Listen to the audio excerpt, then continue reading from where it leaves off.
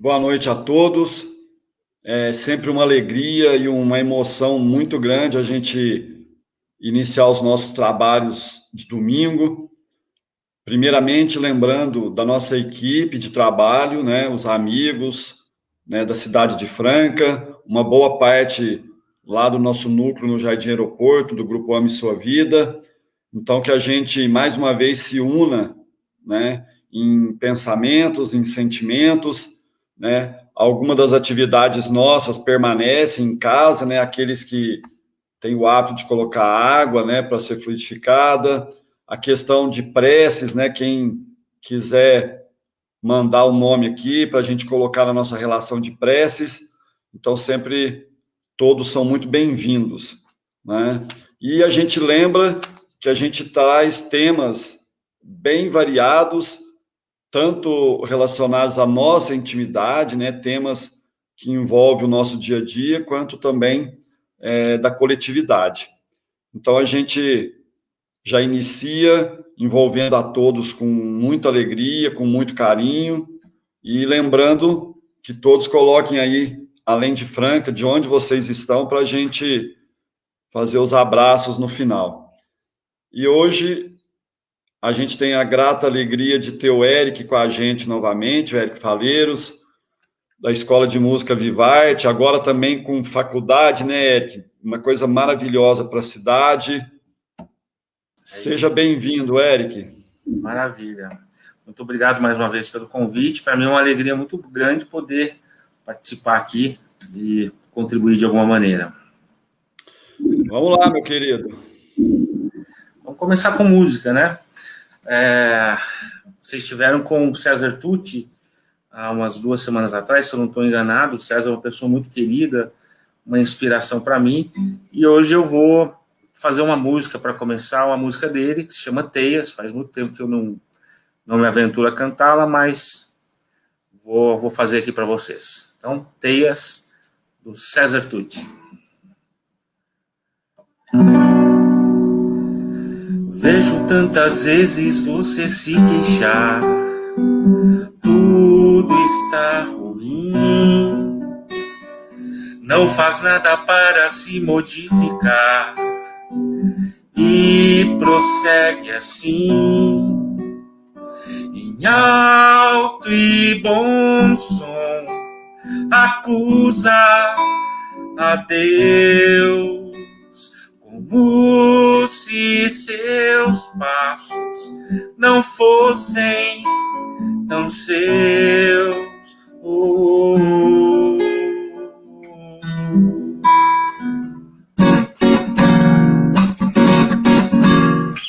Toda aranha vive só a respirar no clima central da teia que ela própria por querer teceu com seu ideal. E assim somos nós no centro também das teias que nós tecemos, eu sei.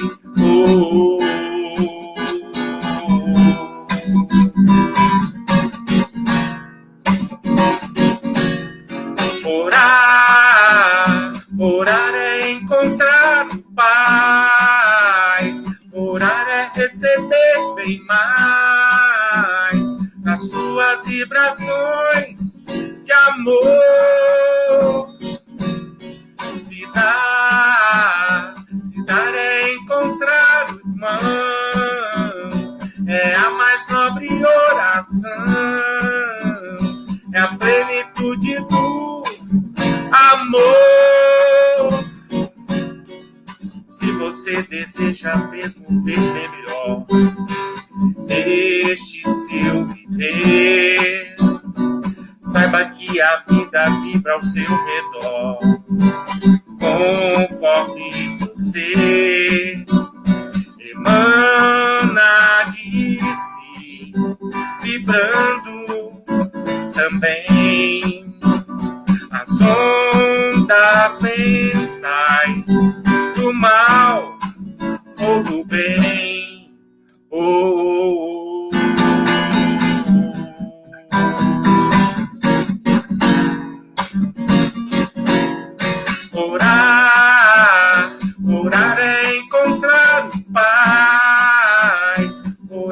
receber bem mais nas suas vibrações de amor. Se dar é encontrar o irmão, é a mais nobre oração, é a plenitude do amor.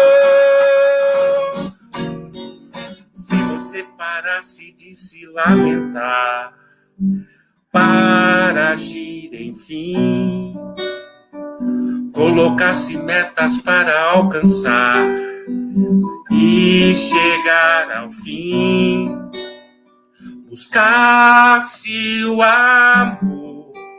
amor fraternal, a essência do ser espiritual. Oh, oh, oh.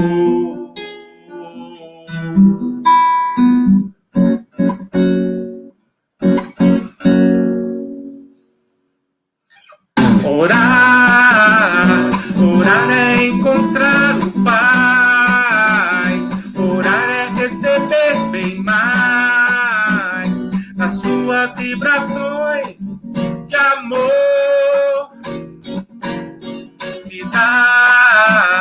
Se dar é encontrar o irmão, é a mais nobre oração, é a plenitude do amor. Orar,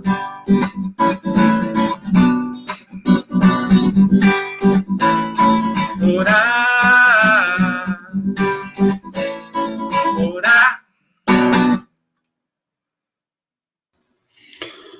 Show de bola! Mais uma do César. Obrigado, Eric. Obrigado. Daqui a pouquinho estamos de volta, Eric.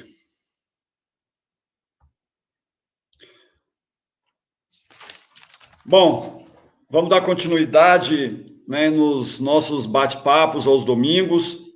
Hoje, conforme a gente anunciou, nós estamos aqui com o Anderson Nassif, da cidade de Orlândia. Boa noite, Anderson. Boa noite, Jamil. Boa noite a todos aí que nos acompanham nesse momento. Primeiramente, agradecer a presença, Anderson. O nosso grupo ele tem uma característica, né, de trazer temas, na maioria das vezes, sobre espiritualidade. E quando o Celton falou do seu trabalho, e aí eu já agradeço que ele está presente aí também, que ele que fez a indicação para te convidar, a gente acredita que temas como o que nós vamos trazer hoje tem tudo a ver com espiritualidade. Não tem como a gente falar que é religioso ou espiritualizado e ele não cuida do meio ambiente ou qualquer outro tema, igual a gente traz aqui, né, sobre homofobia, sobre racismo. Então, a gente acredita que esses temas estão muito relacionados, né? E o tema de hoje, reciclagem popular, visibilidade aos invisíveis, né? Eu fico tomando muito cuidado com informações de internet, então eu dei uma lida um pouco em números. Eu não vou retratar assim aos números específicos, mas eu acredito que você tem mais propriedade. Mas assim, a gente sabe que o Brasil é um dos maiores produtores de lixo do mundo, também um dos que menos cuida, né? É um processo que ainda está muito no início, né, de aproveitamento, de cuidados, muitos ainda em céu aberto, né? Eu queria que, antes da gente tratar aí do seu trabalho, Anderson, você falar um pouco desse parâmetro aí, né? Como que está a nossa região, o Brasil, como que está a questão do lixo, primeiramente. Pois é, Jamil, é um tema, né, bastante caro aí para esse momento, né? Falar da questão do lixo em si, né? Se bem que a gente, como catador de materiais recicláveis, após a promulgação da Política Nacional de Resíduos Sólidos, a gente trata o assunto como resíduos, né? Porque o lixo, na verdade, ele não existe, né? Ele precisa, obviamente, ser bem gerenciado em todos os aspectos, né? E realmente, essa busca sua na internet relacionada à questão do lixo, né, produzido pelo Brasil, realmente é extremamente verídica, né? O Brasil é um dos países que mais geram lixo no mundo, né? E também deve ser um daqueles países que tem um processo daqueles, digamos, um dos mais atrasados com relação ao tratamento do mesmo, né? Haja vista, Jamil, que hoje no Brasil ainda tem mais de 3.000 lixões aí a céu abertos, né? Com pessoas, com companheiros nossos, inclusive, trabalhando na catação nesses lixões a céu aberto.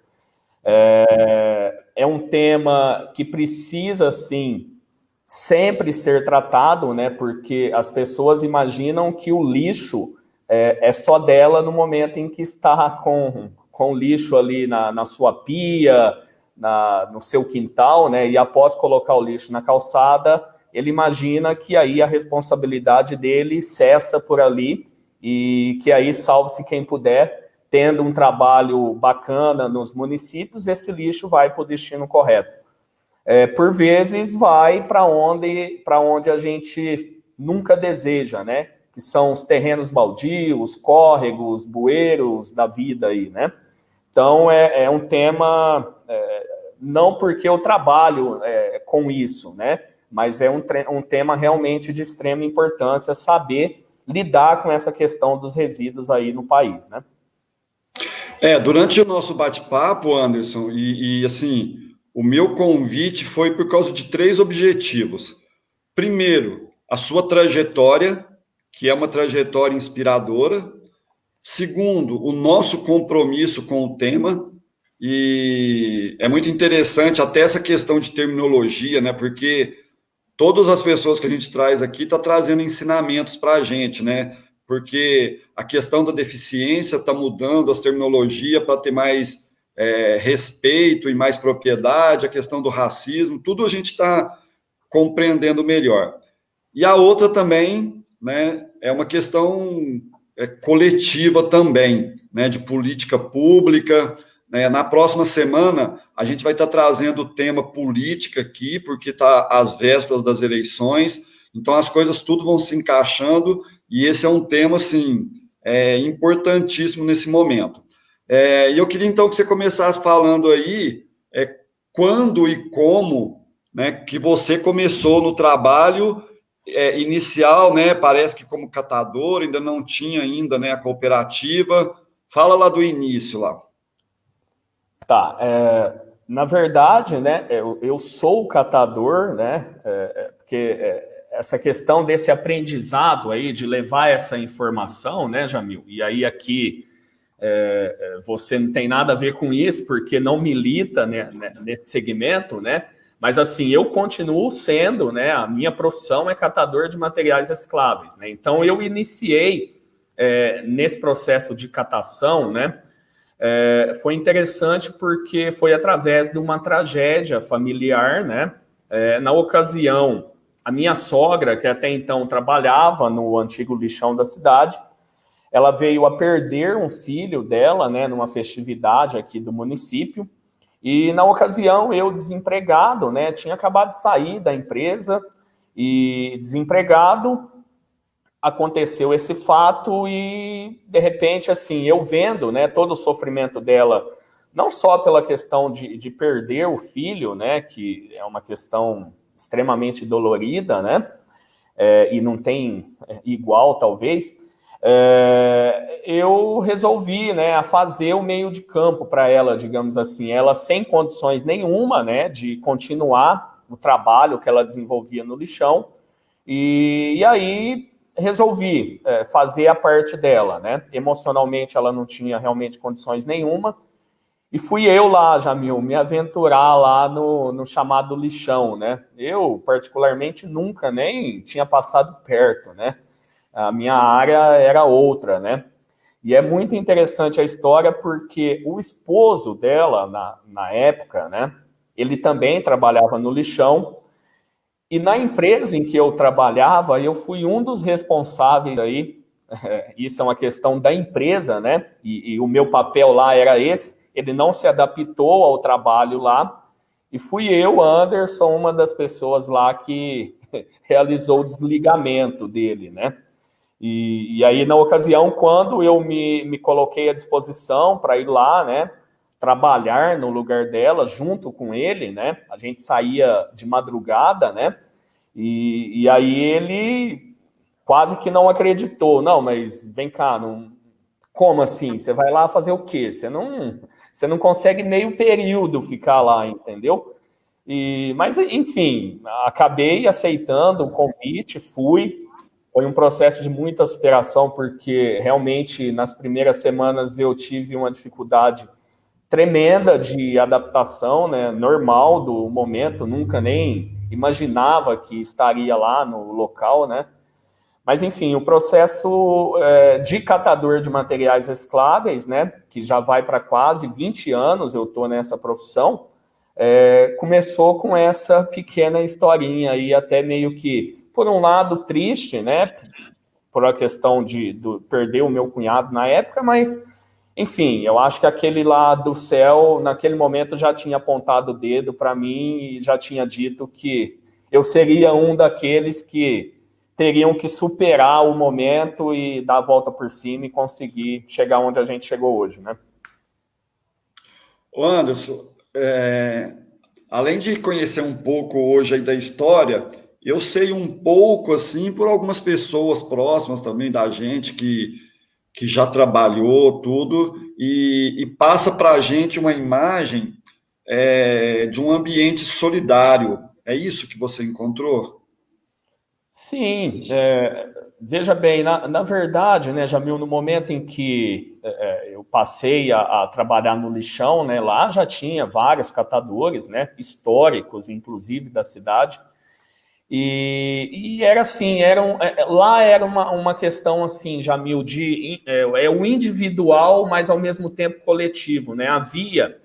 Embora, para quem não conheça, né, o lixão nada mais é do que uma área a céu aberto, onde despeja toneladas e toneladas de lixo, né, doméstico por dia, e lá ao redor dessas montanhas aí, as pessoas realizavam o trabalho, né?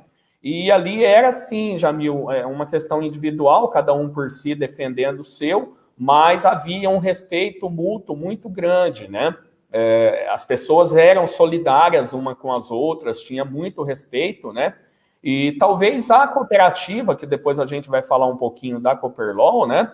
Ela carrega esse espírito até hoje. Eu acho que ela se mantém muito assim avançada hoje no que diz respeito à cooperativa, né? Porque ela carrega essas bases solidárias, né? Lá do passado, do antigo lixão, onde as pessoas, embora com muita dificuldade, eram solidárias realmente uma com as outras, né? Anderson, antes de entrar na cooperativa, mais com relação a condições de trabalho, aonde não tem cooperativas, as condições continuam as mesmas de décadas, precárias? Provável que sim, né, Jamil? Porque é o município que ainda mantém o lixão, né? E aí há uma questão assim, porque eu aprendi muito nessa caminhada, né? Porque o tema aqui do nosso bate-papo é visibilidade aos invisíveis, né, Jamil? Na verdade, quem realmente trabalha no lixão é um aspecto de invisibilidade quase que total, né, Jamil? Você se desloca da sua residência, geralmente eu, né, que caminhava 20 quilômetros por dia, né, de ida e volta, e saía nas madrugadas aí atravessando a cidade, e você realmente fica lá num campo invisível, com condições nada agradáveis de trabalho, né? E eu tenho certeza absoluta que tem vários e vários companheiros que passam ainda por esse momento, né? São verdadeiros guerreiros urbanos aí, que ficam às margens aí, ficam realmente invisíveis aos olhos da sociedade, mas que desempenham um papel fundamental aí para a limpeza urbana, para o meio ambiente, para a inclusão de pessoas. Enfim, eu tenho muito orgulho de quase 20 anos aí atuar como catador de materiais recicláveis, porque é uma categoria que precisa de muito respeito e precisa ser muito valorizada, porque são pessoas especiais, Jamil. Não, é uma das profissões que, lógico, todas têm a sua importância, mas é uma das que causaria um caos, né, se parasse ou se não tivesse, porque a cada ano vem aumentando em porcentagem também essa produção de resíduos, né? E tem alguma diferença de quem vai até o local onde esse lixo é despejado, esses resíduos, e os que transitam pela cidade à procura de. O destino é o mesmo desses dois grupos? Sim, na verdade, o trabalho é o mesmo, né? É a busca, é a catação pelos materiais passíveis ali de reciclagem, né? Então, aquele que está no lixão, assim como aquele que transita pelas ruas, né, Jamil, principalmente em grandes centros urbanos, né? Eu volto a insistir, eles continuam sendo invisíveis, né? Mesmo aqueles que não estão no lixão, porque aí a invisibilidade se dá, porque o lixão, o acesso é restrito, né? Ao caminhão de lixo e aquelas pessoas que lá estão para sobreviver através disso, mas também aqueles, né, que transitam aí com as suas carroças aí nos grandes centros e que eu costumo dizer que as pessoas enxergam, mas não os veem, né? Então, a falta de valorização assim ainda continua muito e não há diferença porque o material ele tem um destino único, né? Que são as indústrias recicladoras para fazer com que essa matéria-prima nobre, né, volte ao mercado em forma de novas embalagens, novos produtos, né? Tem uma tese de um psicólogo sobre invisibilidade social, em que ele mostra, né, quais são as profissões com maior índice de invisibilidade, e certamente essa é uma das mais graves, né, porque além de ser um pouco afastada, as condições de trabalho são muito precárias em boa parte, e tem também a precariedade das leis trabalhistas, que muitos não têm. Então, assim, é um setor, né, que cada vez mais a gente precisa olhar com muito carinho. E você já falou um pouco aí, Anderson, mas eu queria que você falasse um pouco mais da importância no Brasil, né? Eu queria que você falasse, aprofundasse mais aí, com relação à saúde, com relação ao que gera de trabalho, né, para manter famílias. Eu queria que você falasse um pouquinho disso. Tá, então, o trabalho dos catadores, né, Jamil, principalmente nessa época de pandemia, né, ele foi muito prejudicado, né, porque você imagina bem, né, um trabalho difícil, complicado, né, para quem exerce isso sabe na pele o quão difícil é, e ainda com a pandemia, várias cooperativas aí, inclusive, paralisaram seus trabalhos. Uma das cooperativas, inclusive, é aí no seu município, Franca, que retomou recentemente, mas ficou alguns meses aí sem poder exercer as atividades, né? E aí ficou muito visível, Jamil, a importância do nosso trabalho, o trabalho dos catadores, principalmente nessa época de pandemia, né? Houve e ainda está havendo um colapso aí nesse mercado de resíduos a nível de Brasil, porque hoje no Brasil falta embalagens aí, não se encontra facilmente embalagem plástica, de papelão, enfim, produtos aí ligados à siderurgia também sumiu do mercado, né? E aí ficou muito evidente o papel fundamental dos catadores nessa cadeia, né?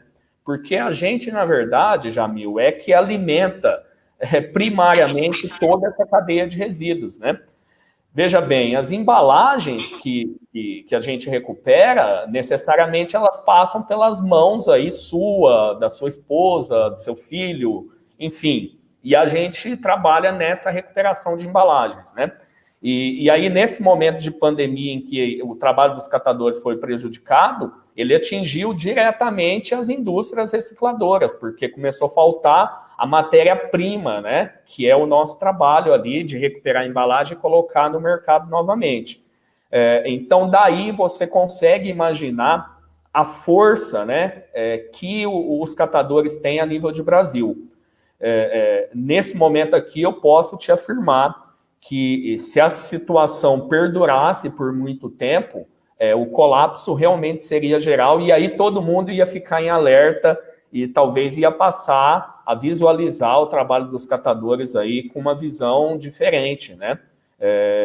Porque, assim, para alimentar toda essa cadeia, precisa alguém colocar a mão primariamente nesse material, e essas pessoas necessariamente são os catadores, né? Então, eu acho de fundamental importância aí a gente discutir e continuar essa discussão aí da importância dos catadores a nível de Brasil, né, Jamil? As pessoas... E tem uma questão importante também. Eu estava aqui narrando a história do lixão, e aí, há muito tempo eu não me coloco e não gosto de ser tratado como um coitado que passou por isso e tal. Os catadores não são coitados, não chamam a gente aí de pobres, de coitados, porque a gente não aceita. Os catadores são muito inteligentes, né? A gente trabalha com inteligência social, né? O alcance nosso é tremendo, né? Então, por isso que a gente tem essa luta aí quase que diária para conseguir a valorização aí do trabalho dos catadores a nível de Brasil, né? Ô Anderson, e eu tenho muitos assuntos aqui que eu estou perguntando que eu também não sabia, e eu acho que tem pessoas também que não sabiam de alguns detalhes. Eu queria que você falasse quais os produtos que são recicláveis, e a grande maioria, você já falou que é transformado aí em parte, né, dessas embalagens, mas hoje também está ampliando muito, né, desde materiais para construções. O que mais que se constrói a partir da reciclagem? Então, na verdade, basicamente, todo o material que a gente coleta e envia para a indústria recicladora, eles são necessariamente transformados em novos produtos, né? E aí a gama de produtos, ela é enorme, né, Jamil? Ela passa pelas embalagens de papel, papelão, né? Até a indústria automobilística, a indústria têxtil, né? Que a garrafa PET, pouca gente sabe, mas ela é muito utilizada, né, para fazer, digamos assim, essa camiseta que eu estou aqui, pode ser que ela foi feita com fios de PET, de origem PET, né? Então, o que os catadores hoje recolhem é tudo aquilo que é passível de reciclagem, né? Há uma questão importante quando você trata do assunto embalagens aí passíveis de reciclagem, porque também é uma luta nossa, né, para que grandes empresas aí, eu trato como algumas poluidoras, né, elas insistem em fazer produtos, muitas vezes com estética muito bonita, que chama a atenção do consumidor, mas que lá na ponta, né, ela não tem o grau de reciclabilidade que a cooperativa consiga dar o destino correto e fazer com que essas embalagens aí retornam para o mercado através de novos produtos, né? Então, basicamente, a gente coleta sucata de ferro, papel, papelão, vidro, metal, enfim, tudo aquilo que é passível de reciclagem é o trabalho aí que os catadores exercem, né? Deixa eu fazer a leitura de alguns comentários aqui. Primeiro, agradecer, né, a todos que estão entrando aí, do Brasil todo, fora do Brasil. A Fabiana falou que realmente estamos sentindo falta da embalagem em vários setores. A Graziella, é um trabalho extremamente necessário para a sociedade, pois considerando que estamos no mesmo planeta, não tem como falar que o lixo fica de fora do planeta. Show de bola. Aqui, a Silvana está perguntando, as garrafas de vidro, por que não gostam de coletar? Se é que não gostam, né? Não sei. As indústrias de cerveja deveriam voltar a fabricar as retornáveis. Como que é a questão do vidro, Anderson? Além do risco, né? E já perguntar do isopor também, já falo tudo aí. A Viviane. Pois é, então, a questão do vidro, né? Principalmente os catadores que estão organizados, Jamil, em cooperativas e associações, não tem tanto problema com a coleta do vidro, né? Isso eu falo até no estado de São Paulo, o problema quase que não existe, né? porque no estado de São Paulo tem duas, talvez das maiores aí, recicladoras, indústria de vidro, né? Então, para você ter ideia, a Cooperlol, aqui no qual eu trabalho também, a gente coleta cerca de 20 toneladas de vidro por mês, né? E consegue facilmente escoar esse material, porque a indústria está quase que 200 quilômetros aqui da gente, né? E eles têm uma necessidade muito grande, né, de ter o vidro lá como matéria-prima, né? Porque o vidro é um material 100% reciclável, né? O vidro vira vidro facilmente aí. Então, não há esse problema. Agora, o problema que há, às vezes, é com os catadores individuais, né, que trabalham nas ruas, puxando carroças aí, não é viável para eles, né, Jamil? Primeiro, porque seria um sacrifício enorme, porque o vidro, diferente do papel e da PET, ele é pesado, né? Então, digamos assim, o cara vai puxar uma carroça com 200, 300 quilos e o vidro traria um impacto aí até para a saúde dele. E economicamente, ele trabalhando de maneira individual, o vidro realmente não tem um valor atrativo, assim como tem o papelão, a latinha, a PET. Então, geralmente não é porque ele não gosta ou não quer coletar o vidro, né? É aquilo que eu te disse, é uma questão de inteligência, né?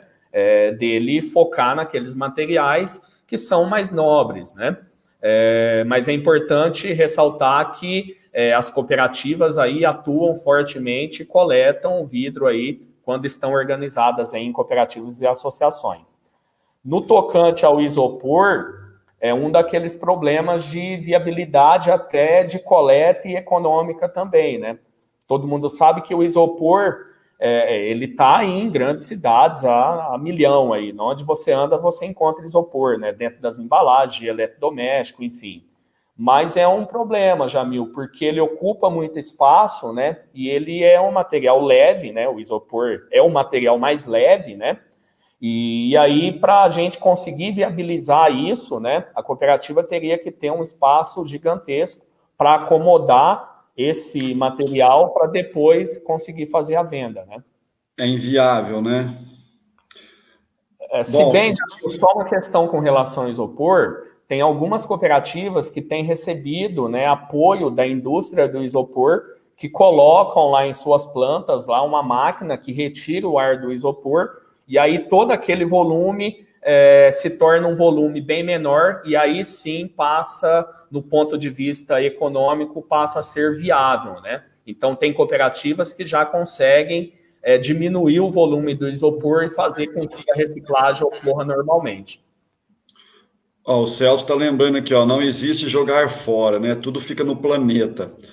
E o Leonildo está perguntando, na hora que você falou da invisibilidade, se as pessoas que, pelo que eu entendi aqui, né, essa questão de não ver o outro é questão de orgulho ou falta de conscientização de todos? Assim, eu... Pega essa bucha. Eu respondo para o Leonildo que são as duas coisas, né? O orgulho, porque existe uma parte do ser humano que realmente é orgulhosa, né? E eu já vi cenas, né, que me levam a afirmar isso, porque já vi cenas aí que o pessoal passa com o carro, visualiza o catador, joga a latinha, a garrafa plástica e ainda olha no retrovisor para ver se o catador vai voltar e vai coletar, né? Simplesmente quando ele tinha a oportunidade de parar o veículo, quando pode, lógico, né? E entregar na mão do catador e não jogar achando que aquele cidadão invisível vai coletar para ele. Então, é prova de que tem um caráter de orgulho, mas também posso afirmar aqui que é uma questão de falta de conscientização, né? São através desses bate-papos aqui, Jamil, que talvez a gente consiga, né, levar um pouco do que é o nosso trabalho, né? Eu tenho certeza que, na sua maioria, as pessoas são pessoas de bem, né? As pessoas não são, assim, num todo orgulhosas, né? Muitas vezes falta realmente conscientização e informação por parte de alguns, né? E existe um intercâmbio de cidade para cidade e tem alguma cidade que é modelo de nas coleta. conquistas? Então, sem falsa modéstia, eu estou aqui no município que a coleta seletiva é sim modelo, né? A cooperativa é uma cooperativa muito bem estruturada. Foi uma luta aí no decorrer desses 15 anos de fundação da Cooperlol, mas eu digo que Orlândia ela está entre as melhores cidades aí, proporcionalmente ao número de habitantes. Eu não tenho dúvida nenhuma de que Orlândia é um baita modelo aí de coleta seletiva, e não é só a coleta seletiva, né? A coleta seletiva com a inclusão de pessoas também nesse processo aí da cooperativa, né? E há também, né, Jamil, na pergunta também vem no entorno de articulação entre organizações, há sim, né, uma relação muito breve aí entre algumas instituições de catadores, outras, assim, a relação é mais comercial mesmo, né? As cooperativas se unem em redes de comercialização para tentar agregar valor aos seus materiais, tendo mais volume, né? E elas conversam entre si, não só no aspecto comercial, mas também de militância na busca aí de políticas públicas aí, que venham a contemplar a categoria como um todo, né? Fala mais um pouquinho, então, né? Por que, como que surgiu a ideia, quem que você procurou? Eu não falei no começo, né? Mas você é sócio fundador da cooperativa.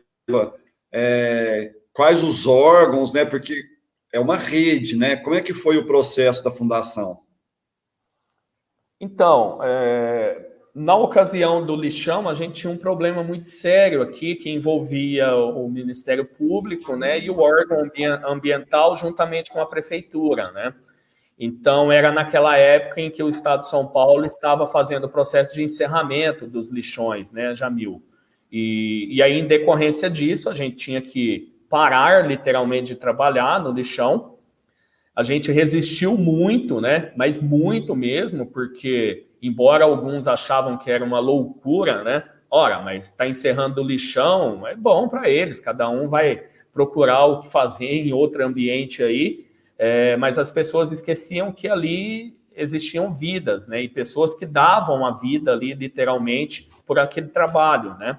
E aí, em meados aí de 2004 para 2005, quando realmente afunilou essa questão de encerramento do lixão, a gente procurou o então prefeito da época, né, com essa intenção de formalizar uma cooperativa, porque, na verdade, as pessoas que ali trabalhavam queriam continuar exercendo o trabalho de catador de material reciclável.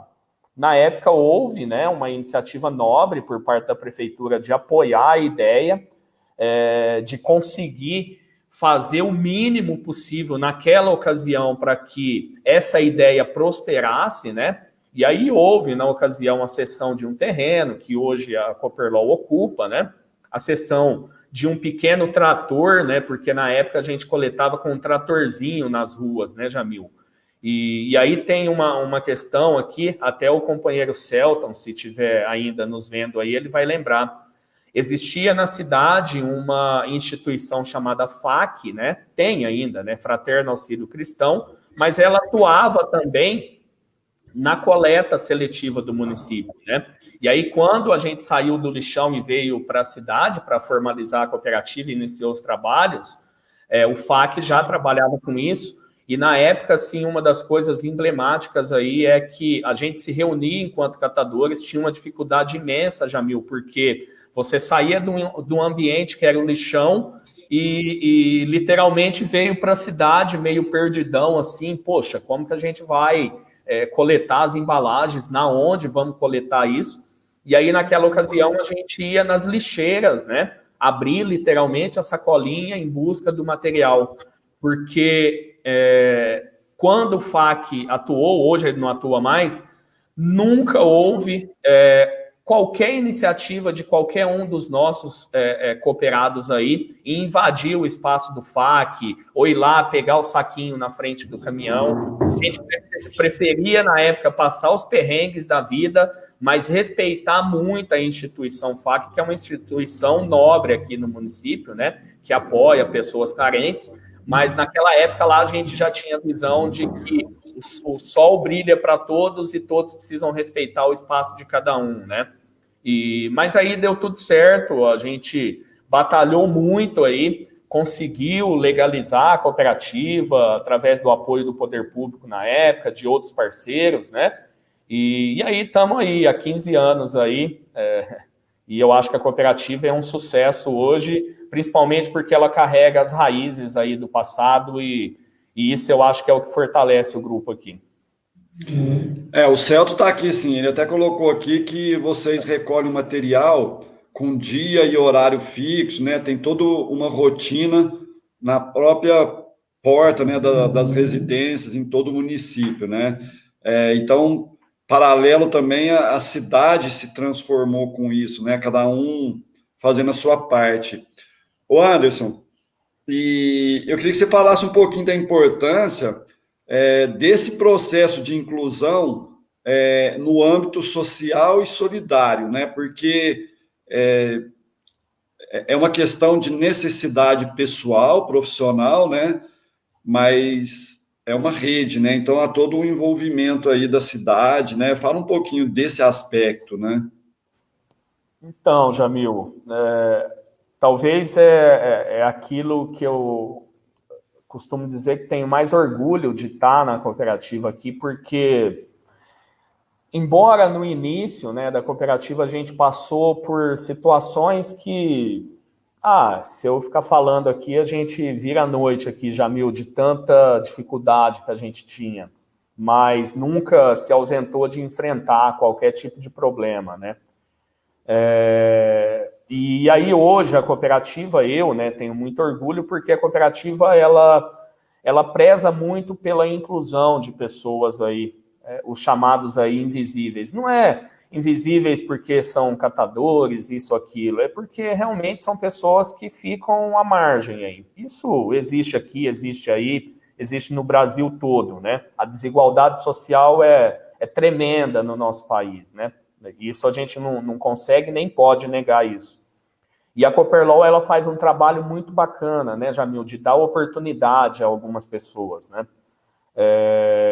Vou te dar um exemplo, a gente também trabalha muito firmemente com egressos aí do sistema, né? São pessoas que, por algum motivo, cometeu algum erro no meio do caminho, né? Mas são pessoas predispostas aí a dar a volta por cima, né? E a cooperativa, ela tem servido muito para isso, né? Hoje aqui tem pessoas extremamente competentes, pessoas que transformaram literalmente as suas vidas aí através do trabalho, e esse trabalho feito aqui na cooperativa, né? Então, eu acho que isso é um dos papéis aí que a categoria dos catadores, né, ela vem muito a esse encontro, né, Jamil? Quando você vai numa organização de catadores, muitas vezes você conhece histórias ali de vida que são extremamente, assim, impactantes, né? São pessoas que realmente não tiveram oportunidades aí na vida, né?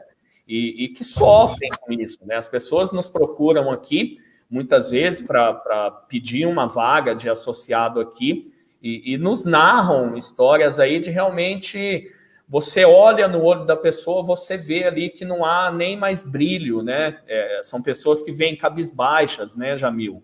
E ficam meio com receio de como vão ser recebidas, porque provavelmente a porta se fechou em outros locais, né?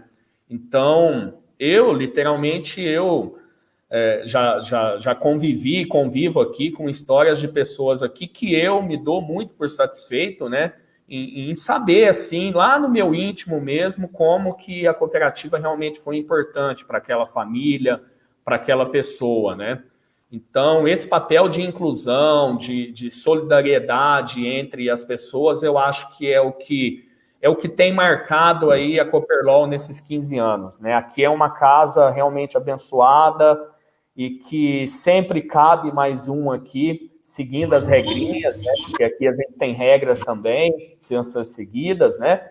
Mas, assim, é uma casa realmente abençoada que tem contribuído aí para a valorização de pessoas, né, Jamil? E tem uma questão da visibilidade também que eu acho que é importante ressaltar, Anderson, é que o Brasil é um país que valoriza muito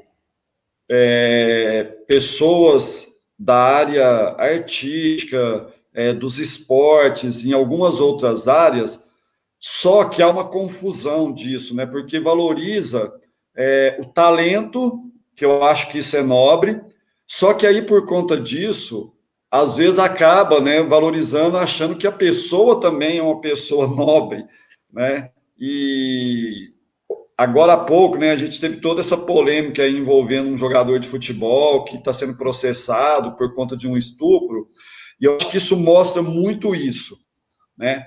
As pessoas, elas colocam como se fosse um ídolo, um mito, né, sem conhecer a idade, né? Enquanto que a gente tem que exaltar tudo aquilo que é bom, né? E essa invisibilidade aí, ela deixa, né, de colocar na sociedade exemplos, né, que serviriam para todo mundo, igual você falou aí, né? Então, assim, eu gostaria de, no futuro breve aí, conhecê-lo pessoalmente, conhecer a cooperativa, porque, assim, cara, a gente tem um carinho e um respeito com todos que fazem, na verdade, a sociedade girar, né? Porque boa parte dos invisíveis são eles que são a cadeia produtiva, né, para que essa desigualdade seja mantida, né? Quando a gente fala de desigualdade, é que muita escolha de falar só, eu vou ser um catador, né? Muitos vão em condições precárias justamente porque não teve o mesmo caminho, não teve acesso, e que seja, né, no futuro uma escolha profissional, né, e não como para muitos ainda né, um local em que fala assim, poxa vida, se eu quisesse e pudesse, eu estaria em outro local.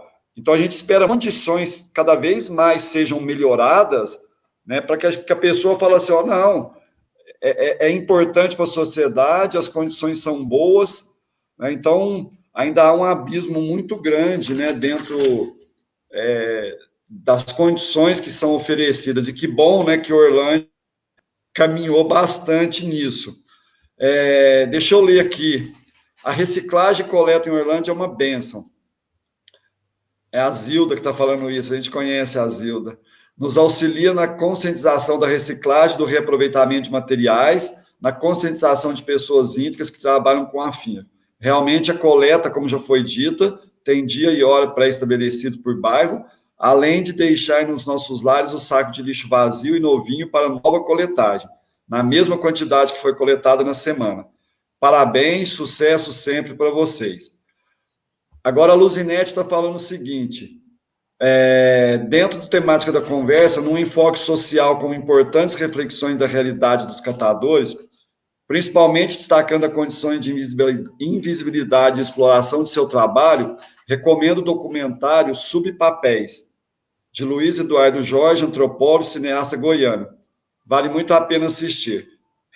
Reconhecer, valorizar e apoiar é o mínimo retorno da sociedade, necessário a tão importante ofício e trabalho. Parabéns e estima, Anderson. A Luzinete e o Vinícius estão lá no Tocantins. Bacana. Que legal. São amigos nossos muito queridos aqui, né? O Aleph aqui está falando também, né, que certamente já foi condenado.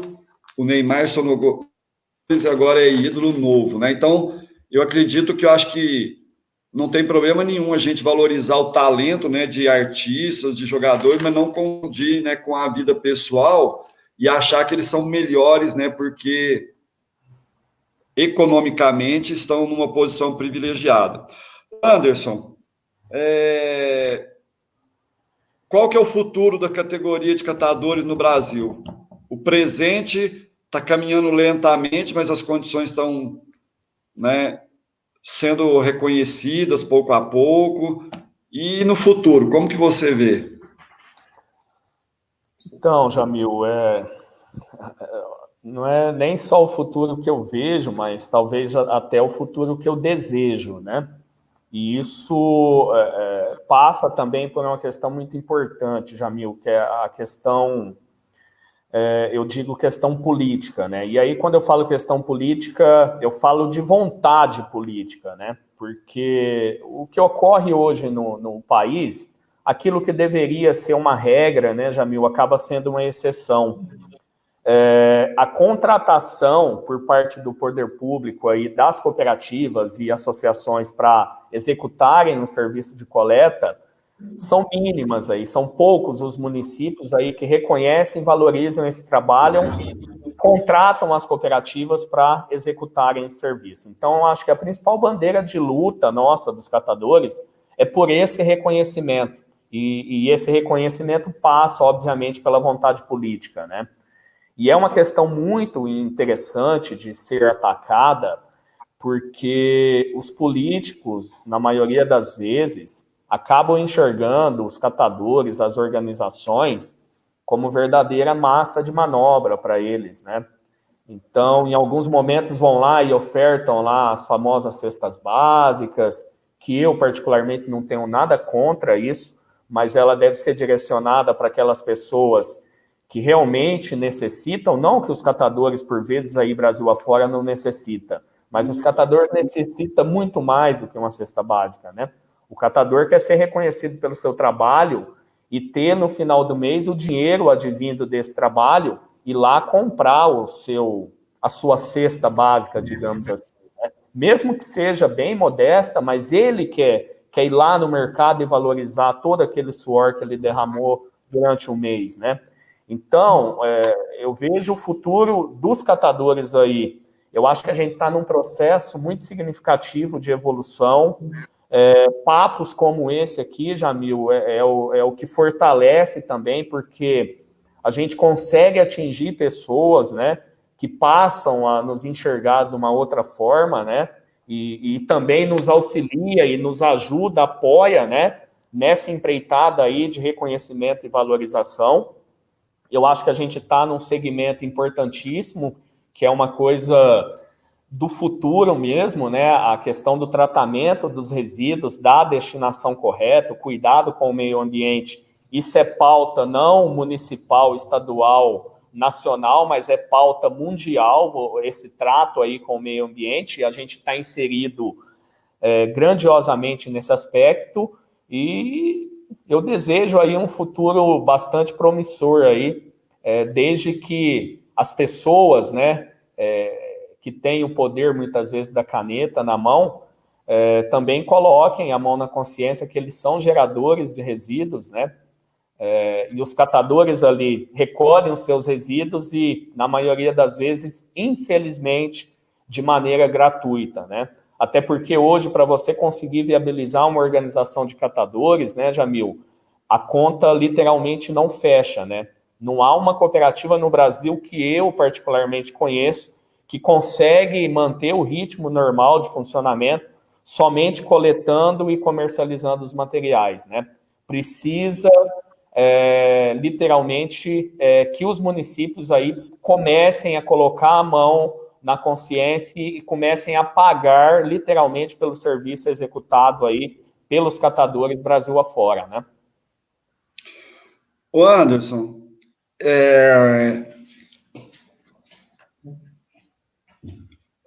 duas coisas aí, a gente já está quase caminhando para o finalzinho, que é uma pena, porque o papo está muito legal e quem sabe mais para frente a gente volta a conversar aí, a hora que tiver outras conquistas aí. Mas primeiro eu queria que você falasse de experiências ou interessante, ou algo que você encontrou muito estranho, ou alguma história que você lembra que foi muito emocionante. Deve ter tido histórias aí fantásticas, né? Algumas que te marcaram aí que você poderia estar contando. Então, Jamil, história é o que não falta, né? Mas vamos lá, vou lembrar de uma aqui. Eu acho que uma história aí, na época eu passei no lixão, né? Eu acho que é uma história que marca a gente, porque quando aquele que não conhece, né, Jamil, vai lá no lixão pela primeira vez, né? E eu, como fui a primeira vez, eu imediatamente, ao pisar próximo assim, já veio aquelas ânsias, né? Aquela repulsa, né? Visualizando aquele monte de urubu rodeando as pessoas, enfim, umas coisas muito loucas que eu tinha até uns pesadelos aí. Um pesadelo era do cansaço físico, né, que exigia muito, mas outros ali de ficar imaginando, assim, uma situação daquela, né, que jamais eu imaginaria que passaria, né, e que foi muito bom para a minha vida, inclusive, né. E aí tem uma história interessante, porque assim, Jamil, na primeira, segunda, terceira semana, trabalhei normal, embora tendo essas repulsas aí, mas é interessante porque as pessoas que lá trabalham, né, como eu trabalhei, passado um certo tempo, Jamil, a gente perde a capacidade do olfato, né? Então, as pessoas que ali transitavam viam a gente ali e ia com o dedo no nariz pelo mau cheiro, e a gente acostumava tanto com aquela rotina, né, do dia a dia, às vezes trabalhando até 8, 10 horas por dia, né, dando cãibras, seguida de cãibras, né, cãibra até na língua, para você ter ideia do esforço físico ali.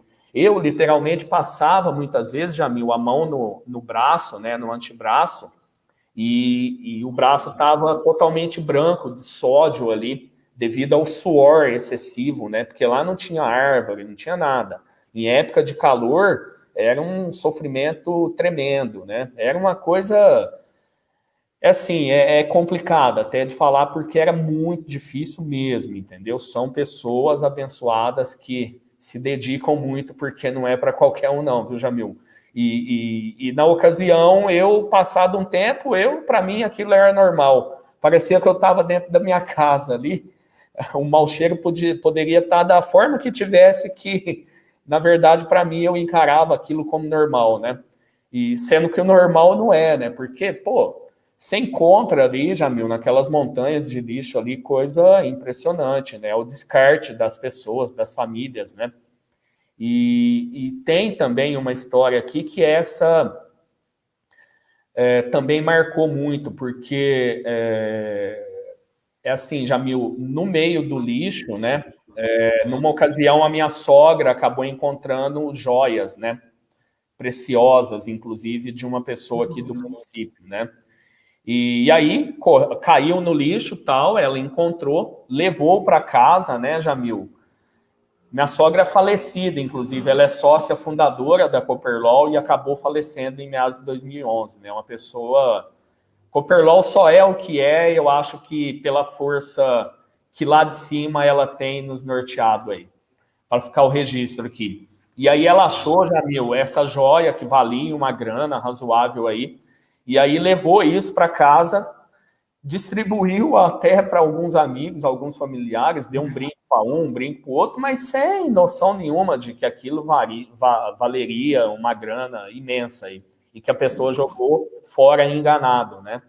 E aí é interessante porque eu vou te contar o que aconteceu. Ela levou isso para casa, a empregada tinha jogado isso fora, caiu no lixão, ela achou, e aí chegando em casa, alegre, que achou a joia e tal, passado um tempo, apareceu a polícia lá. E apareceu daquela forma meio bem suave, com uma Gentil. na mão, né? Gentil. E falando, ó, é o seguinte, a gente veio aqui buscar a joia, tal. A joia que caiu no lixão lá, você pegou e precisa devolver, que é isso, que é aquilo, e com a metranca na mão, ameaçando tal. E cabe ressaltar aqui, a gente tem um respeito enorme pela polícia militar, mas naquela ocasião lá eles não foram tão gentis com ela, né? E aí, Jamil, botando a maior pressão, como se ela fosse uma bandida que tinha entrado na casa da pessoa, pegado a joia, mas não, a joia caiu no lixão, e caiu no lixão é porque a pessoa imaginou que, vou jogar esse fora que não vale nada.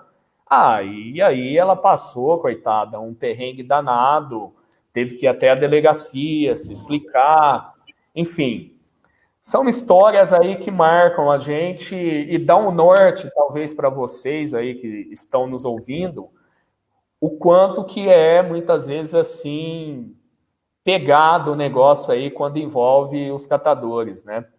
Se fosse numa questão normal, eu acho que a polícia não chegaria lá dessa forma, né? Mas assim, né? São os invisíveis, então vamos lá buscar essa joia que essa senhora aí pegou aí, mesmo que enganada, digamos assim, entendeu?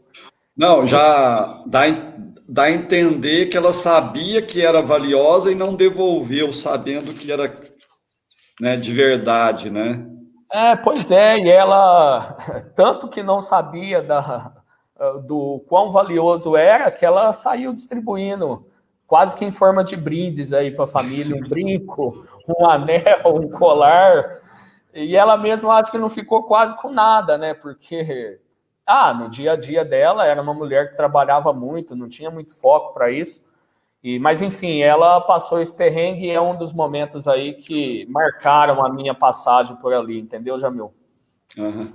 Ô Anderson, alguma orientação aí para a família mesmo, em como, né, separar, por mais que isso aí hoje em dia melhorou muito, mas eu acredito que ainda tem um processo educativo aí, né? Como cuidar desses resíduos antes de sair da casa. Tá, é um processo, Jamil, muito simples, né? E quando eu falo simples, porque é simples mesmo, né? Basta a dona de casa, né, ter uma sacolinha, ter uma caixa de papelão e começar a acomodar nessa caixa ou no papelão ou no saquinho, né, tudo aquilo que é passível de reciclagem, seja as embalagens que ela consome ali no dia a dia, né? O que não pode no meio desse material, porque aí sim, Jamil, prejudica muito o trabalho dos catadores, né? São restos de comida, restos ali da pia, né? Do churrasquinho do fim de semana, né? Você vai colocar a garrafa PET, mas você não vai colocar a carne lá, o pedaço de osso, né? Porque o osso você já comeu a carne, o osso está ali, não é a gente que precisa roer ele, literalmente, né? Então não pode colocar também o resto do banheiro, né? Fralda descartável, enfim. É muito comum, né? Aquilo que você consome e visualiza como embalagem ali, você coloca tudo dentro de um saco, aquilo que não é, que são os resíduos úmidos e de banheiro, você coloca num outro saquinho, e aí sim, quando não tem o processo de compostagem, né? Você descarta no chamado lixo comum, né?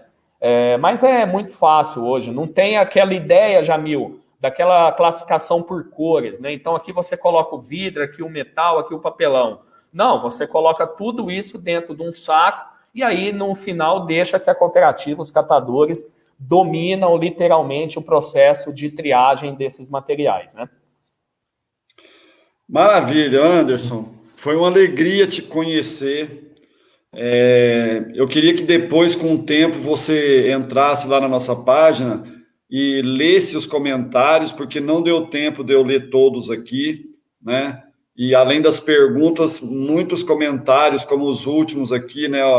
Para vocês por realizarem um trabalho difícil, porém imprescindível, Deus os abençoe muito. Então, teve muitos outros comentários e eu acho que vale a pena, né? Depois você está lendo também. Alguma mensagem final aí de alguma coisa que faltou, que você queria falar, Anderson?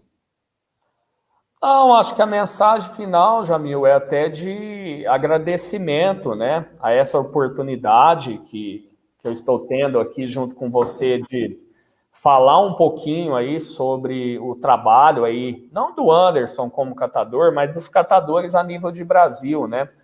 Não existe sequer, Jamil, um município do país que não tenha pelo menos um catador acordando aí nas madrugadas aí atrás do seu divino pão, né, de cada dia, né?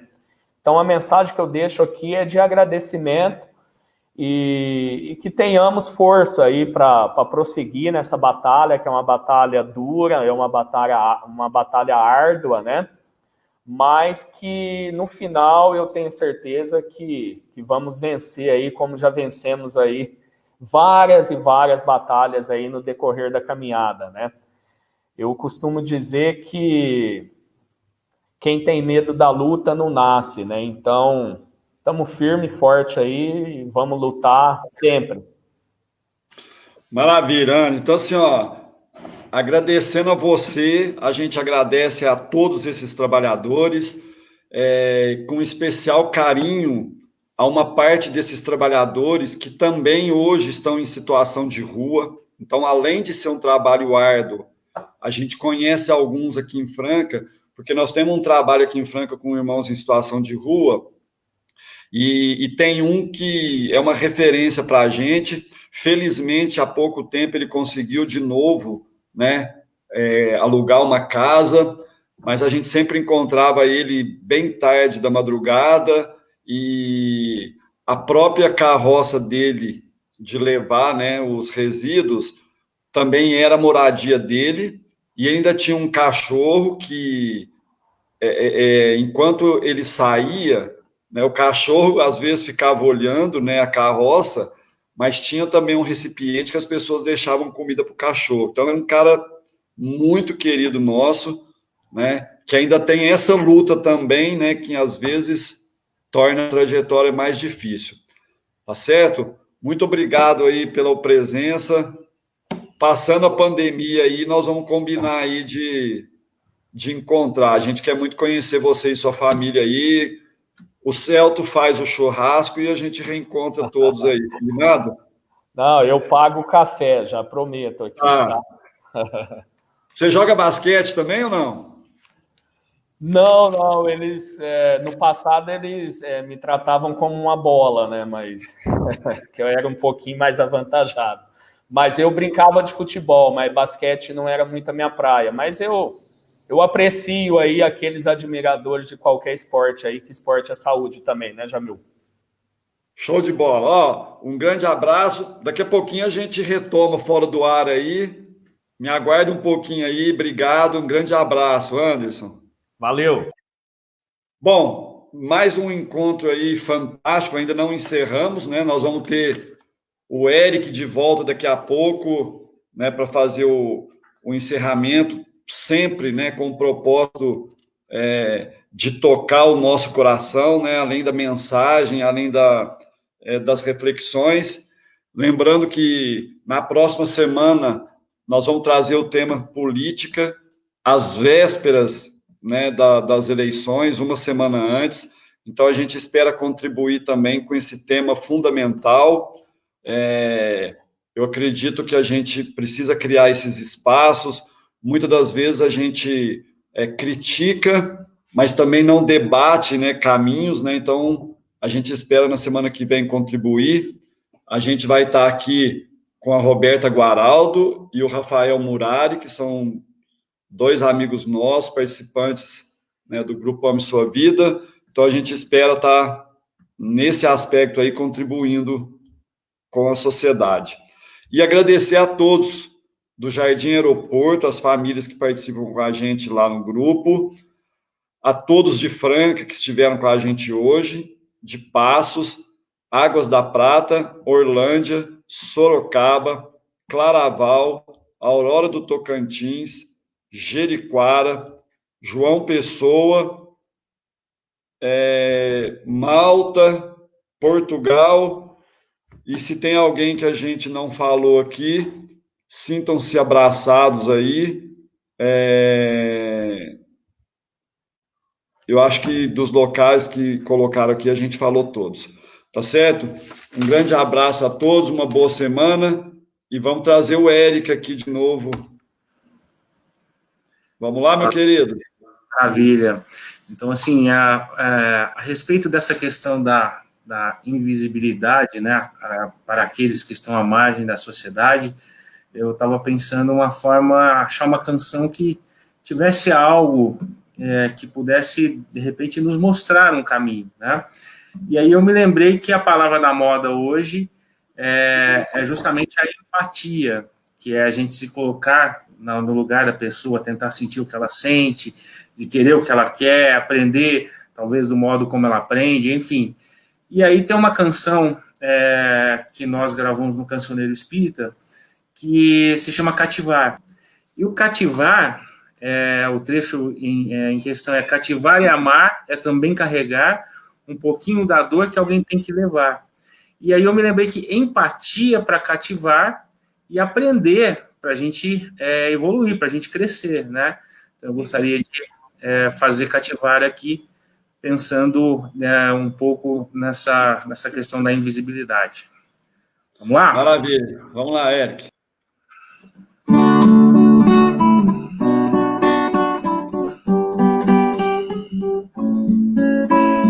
Uma palavra tão linda, já quase esquecida, me fez recordar. Contendo 7 letrinhas e todas juntinhas se lê cativar.